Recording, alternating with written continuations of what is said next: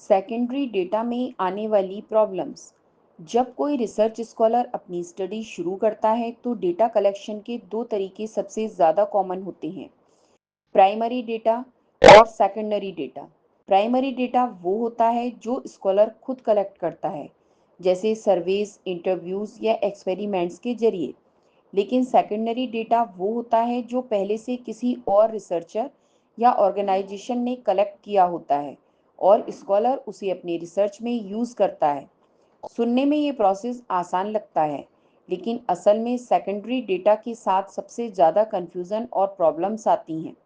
सबसे पहली प्रॉब्लम है डेटा रेलेवेंस, यानी जो डेटा किसी और ने अपने पर्पस के लिए कलेक्ट किया था वो ज़रूरी नहीं कि आपके टॉपिक से मैच करे।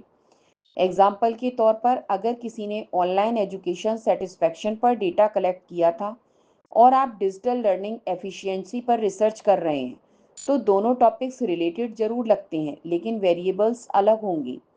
यही रीज़न है कि स्कॉलर को अपने एनालिसिस में प्रॉब्लम्स आती हैं। दूसरी बड़ी प्रॉब्लम है डेटा ऑथेंटिसिटी। इंटरनेट पर बहुत सारा डेटा अवेलेबल होता है, लेकिन हर सोर्स जेन्युइन नहीं होता।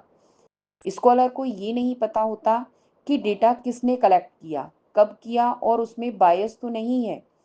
अगर स्कॉलर ने अनवेरिफाइड डेटा यूज़ कर लिया तो पूरा रिसर्च आउटपुट ही गलत साबित हो सकता है। तीसरा प्रॉब्लम है डेटा फॉर्मेट।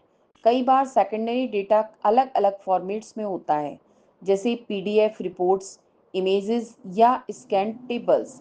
इन्हें कन्वर्ट करके एक्सेल या एसपीएसएस जैसे सॉफ्टवेयर में डालना बहुत टाइम कंज्यूमिंग और एयर प्रोन प्रोसेस बन जाता है। चौथी प्रॉब्लम है इनकम्प्लीट डेटा। कई रिपोर्ट्स या डेटा सेट्स में वेरिएबल्स मिसिंग होते हैं या कुछ ईयर्स का डेटा ही होता है।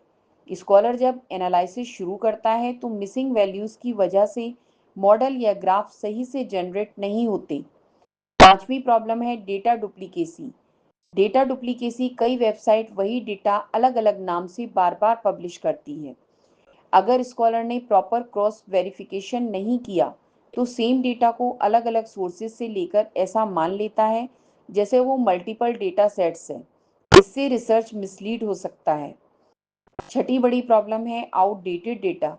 कई बार जो डेटा सेट स्कॉलर को मिलता है वो बहुत पुराना होता है, लेकिन टेक्नोलॉजी, मार्केट और सोशल बिहेवियर बहुत तेज़ी से चेंज होते हैं।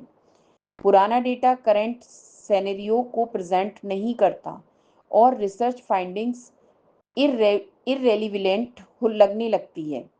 और सबसे हिडन प्रॉब्लम है लीगल रिस्ट्रिक्शंस। कुछ डेटा सोर्सेज पर कॉपीराइट या लाइसेंस इश्यूज होते हैं।